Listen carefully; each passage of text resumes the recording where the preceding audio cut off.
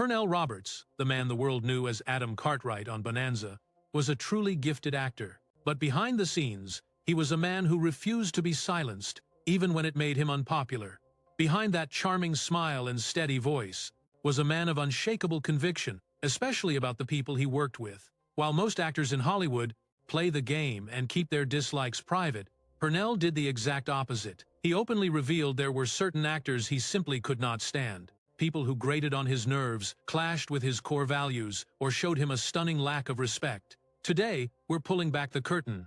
We're revealing Pernell Roberts' list of the 5 actors he despised the most, and the shocking reasons behind each brutal feud. You will never look at these Hollywood stars the same way again. But before we dive in, if you're a true fan of Pernell Roberts or just love the soul of old westerns, do us a favor and subscribe to our channel. We share the most incredible stories about western legends and classic Hollywood icons. Pernell Elvin Roberts, Jr. entered the world on May 18, 1928, in Waycross, Georgia. He was the only child of Pernell Roberts, Sr., a sales manager for Dr. Pepper, and Minnie Myrtle Morgan Roberts. Growing up in the heart of the Deep South, during the devastating Great Depression, Pernell's upbringing was a modest one. It was there he developed an early fire for music and drama. You could hear it when he played the horn in school bands and see it in his church performances. His passion for the arts was undeniable, even at a young age. But a career in acting wasn't even on his radar at first. After high school, he briefly attended Georgia Tech, but soon recoiled, realizing engineering was not his calling. He then joined the United States Marine Corps in 1946 and served his country for 2 years. During his military service, Roberts played the tuba and horn in the Marine Corps Band, a duty that kept his love for performance burning brightly. Once he was discharged, he enrolled at the University of Maryland, where he plunged into student theater and began to seriously confront the idea of acting. Roberts eventually left college before finishing his degree, making the explosive decision to follow his instincts and pursue acting full-time. He stormed into New York City in the early 1950s, studying at the prestigious American Academy of Dramatic Arts. The beginning was brutal. He worked countless odd jobs just to survive, but his persistence finally shattered the struggle. In 1952, he landed his first role on stage in a production of Time's The Man Who Came to Dinner*. This one small critical step marked the beginning of what would become a long and often controversial acting career, one where Pernell Roberts refused to follow anyone's script but his own. After landing that first stage role in Time's The Man Who Came to Dinner* in 1952, Pernell Roberts began to forge a path for himself in the cutthroat world of theater. His powerful voice, his *striking presence, and his deep commitment to character quickly caught the eye of directors. He became a regular on the stage, performing in timeless classics like Time's Macbeth*, The Taming of the Shrew*, and Time's Romeo and Juliet*. His work with the Shakespeare Festival in New York earned him immense respect as a serious, passionate actor. By the late 1950s, Hollywood began to take notice. Roberts' screen debut erupted in 1958 in the film Time's Desire Under the Elms*, where he acted alongside the stunning Sophia Loren and Burl Ives. That very same year, he appeared in Time's The Sheepman*, a western that was a premonition of the genre that would soon define his entire career. He took on several television roles during this period, building his experience on iconic shows like Time's The Virginian Times and Time's Gunsmoke*. And then came 1959. And then, everything changed. Pernell Roberts was cast as Adam Cartwright, the eldest son on NBC's explosive new series, Bonanza. The show erupted into a massive hit, instantly turning Roberts into a household name. Millions of viewers were glued to their screens each week, eager to watch the Cartwright family's adventures on the Ponderosa Ranch. And Pernell, he stood out, with his intelligent and brooding strength. But here's the twist. While fans adored him, behind closed doors, Roberts was deeply uncomfortable with the role. He constantly clashed with producers over the show's shallow writing and the glaring lack of depth for his character. He believed the series was empty, lacking any real social relevance or artistic challenge. Despite the staggering fame Bonanza brought him, Roberts made a shocking move. He walked away from the show in 1965, after 6 seasons, a devastatingly bold move, one that many believed would shatter his career. But Pernell wasn't afraid to start over. He stormed back to the theater and took on guest roles in various television series, determined to rebuild his name on his own terms. And that relentless dedication? It paid off in the late 1970s when he landed the lead role in Trapper John, M.D. It was a stunning comeback, a role that brought him critical acclaim and a whole new generation of fans. And now, we're going to pull back the curtain on Pernell Roberts' list of 5 actors he reportedly despised the most and the shocking reasons behind each brutal feud. You will never look at these Hollywood stars the same way again. First up, number 1. Michael Landon. Roberts' relationship with Bonanza's youngest star, the charismatic Michael Landon, started off civil enough, but it quickly soured as Landon's ambition erupted. Landon was charming, he was magnetic, and he was immensely popular with fans. But behind the camera, Roberts saw a different man, one he believed was manipulative and ruthlessly self-serving. As Landon's influence on the show began to swell, he started writing and directing episodes. And that's when Roberts accused him of rewriting scenes, twisting them to highlight his own character, Little Joe, while deliberately diminishing the roles of others, especially Adam Cartwright. According to insiders, Roberts finally confronted Landon, his voice icy. "You're not trying to make the show better," he said. "You're just trying to make yourself bigger." The silence was shattered. From that moment on, the two men barely spoke on set, unless a scene absolutely demanded it. Roberts despised Landon's perfectionist attitude and accused him of being a media darling who only faked depth on screen, while avoiding it completely in his own life. So when Roberts finally stormed off the show, Landon didn't reach out. There was no public acknowledgement of his departure, just an icy silence that only deepened the wound. Years later, when Landon launched Little House on the Prairie, Roberts reportedly dismissed it. "It's more of the same," he said. "He's still playing the cowboy, still playing the saint." Number 2. Dan Blocker. Now, the feud with Dan Blocker, who played the lovable Hoss Cartwright, was less explosive, but in many ways it was even more heartbreaking. You see, Roberts and Blocker started Bonanza as friends. They were both classically trained, both deeply passionate about acting. But as Roberts' battles with the studio erupted, Blocker pulled away. And Roberts? He felt a devastating betrayal. He believed Blocker should have stood right there beside him, challenging the show's weak writing and its troubling insensitivities. But instead, Blocker chose to play the peacemaker, always trying to smooth things over rather than confront the real issues. In one brutal interview, Roberts remarked, "Dan had the heart, but not the spine. He chose comfort over conscience." It reached a breaking point when Roberts stormed off the set mid-scene, disgusted by a script he felt was degrading to a Native American character. He later confronted Blocker for continuing with the scene, his words sharp. "You had a choice. You always have a choice." The silence between them grew into a chasm, and though Blocker never publicly attacked Roberts, but he also never defended him. Their friendship was shattered, leaving Roberts feeling utterly abandoned by a man he once considered a brother. And then, there was number 3, Chuck Connors. The explosive feud with Chuck Connors, famous for The Rifleman, erupted far from the Bonanza set but was no less brutal. The two actors were invited to a star-studded charity event. It was a night to honor the legends of Western television. Connors, towering and self-assured, was a fan favorite, but witnesses revealed a darker side. He was icy and dismissive to the crew, acting like Hollywood royalty. Roberts saw everything, and he didn't like it one bit. He reportedly watched in disgust as Connors berated a young assistant for a tiny mistake. Roberts waited until they were behind closed doors. Then, he confronted him. The argument erupted, with Roberts accusing Connors of being a fraud.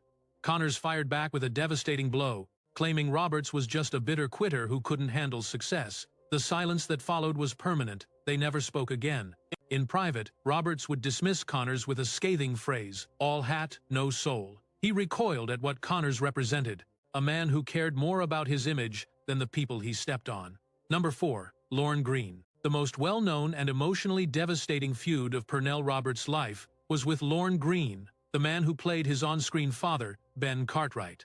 On Bonanza, what America saw as a wholesome father-son bond, Roberts saw as a controlling, suffocating nightmare, both on and off the screen. Roberts despised how Greene seemed to embrace everything Bonanza stood for: shallow stories, conservative values, and a stunning refusal to evolve. Pernell wanted depth. He craved moral conflict and real character journeys.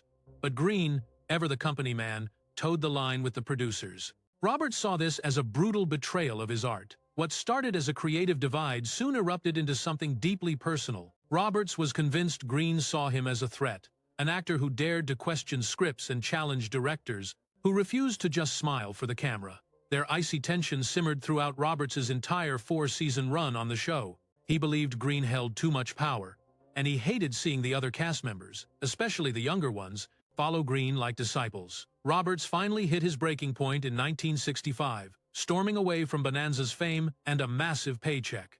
When confronted about his shocking exit, he simply said, "I didn't want to spend the rest of my life pulling my hat off and saying, 'Yes, Pa,' to the world." Lorne Greene was America's favorite TV dad, but to Pernell Roberts, he was a symbol of everything rotten about playing it safe in Hollywood. Number 5. James Drury.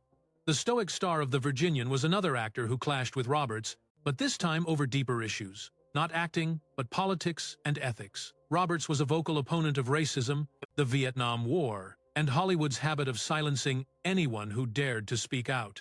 Drury, in stark contrast, was a staunch conservative who believed entertainment should be an escape from politics. Their ideological war was about to turn personal. It happened during a 1970s panel on the future of television. Roberts criticized the networks for ignoring real-world problems and for using westerns to push outdated values. Drury fired back, saying, "The public doesn't want sermons, they want escape." An explosive argument erupted between the two, and the event ended with an icy refusal to shake hands. Roberts later told a friend, "Pernell was never just an actor, he was a mouthpiece for the establishment. He was disgusted by how his peers stayed silent on civil rights, despite having a powerful platform to speak up." To Roberts, that silence wasn't neutral, it was a brutal betrayal. Pernell Roberts remained fiercely true to himself, an actor who refused to compromise, no matter the devastating cost, as he forged a reputation in Hollywood for being bold and absolutely uncompromising. But his public life was a world away from his private one. Behind closed doors,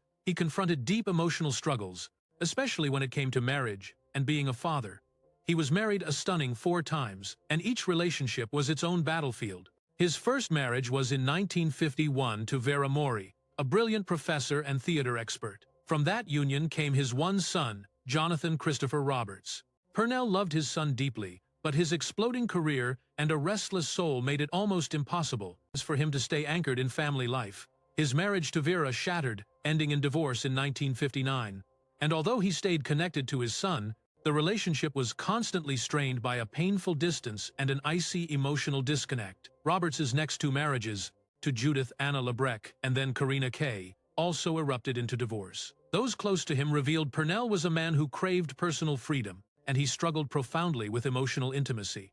He was known for being fiercely private, often keeping his true feelings locked away. This created devastating walls between him and the people who cared for him the most. But perhaps the most heartbreaking chapter of his life was the tragic loss of his only son, Jonathan. In 1989, the silence was shattered when Jonathan died in a motorcycle accident. He was just 38 years old. The loss was utterly devastating for Pernell. Friends said he was never the same again, and though he dismissed any public discussion of it, the agonizing pain of losing his son became a shadow that haunted him for the rest of his life. Later in his journey, Pernell found a more serene partnership with his 4th wife, Eleanor Criswell, whom he married in 1997. They remained together until his final day, but even in those later years, the ghosts of his past, the broken marriages, the deep regrets, and the overwhelming grief of losing a child never completely disappeared. Pernell Roberts was a man who lived life on his own terms, but that freedom came at a shocking cost. While the world saw a confident, outspoken actor, few ever knew the depth of the sorrow he carried in his heart. His personal life was a storm of love, loss, and the silent battles he fought.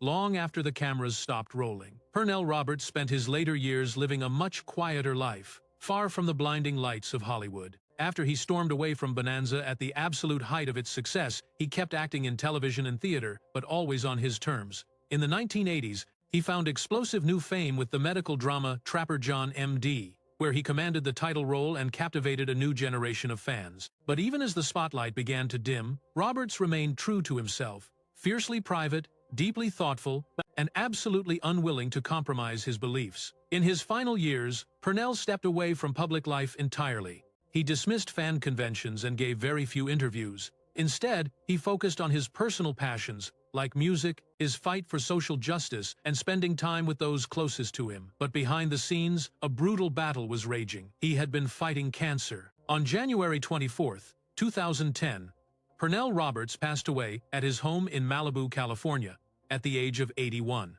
The cause was pancreatic cancer, a devastating disease he had confronted with quiet courage. His death marked the end of an era.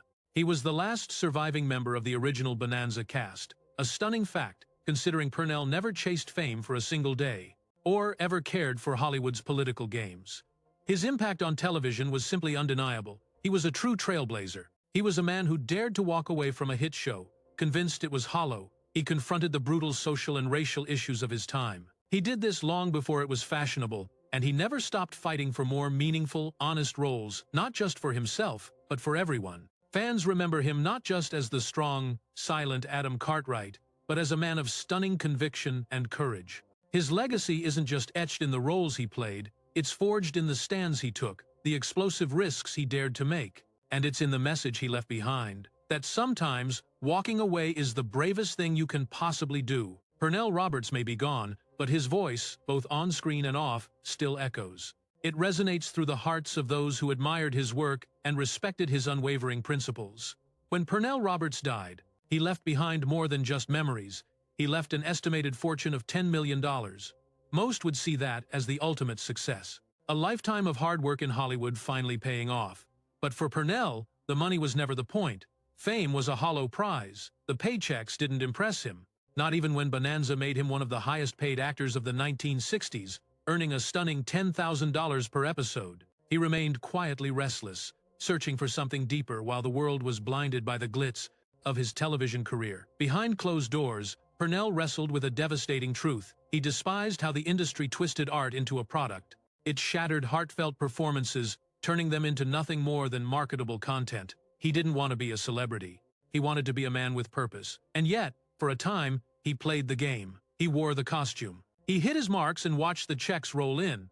But his conscience wouldn't let him settle. His principles ran deeper than the scripts he was handed. While fans were glued to his performance as Adam Cartwright, Pernell was walking the streets of Selma, Alabama, marching beside Dr. Martin Luther King Jr., not as a star, but as a man who couldn't ignore injustice. That wasn't a role. That was real. Back on the Bonanza set, the silence was shattered. He confronted the very system that surrounded him. He questioned why there were no people of color among the crew. He demanded to know why white actors kept being cast in native roles, why progress moved at a brutal crawl. His protests were not welcomed, but he never stopped speaking up. His family later revealed he found some support, but it was never enough to calm the fire that erupted inside him. Pernell Roberts could have kept going. He could have built a bigger empire, lived a life of luxury, and just coasted on fame. But he chose integrity over applause. He left it all behind, not out of arrogance, but out of a deep yearning, because in the end,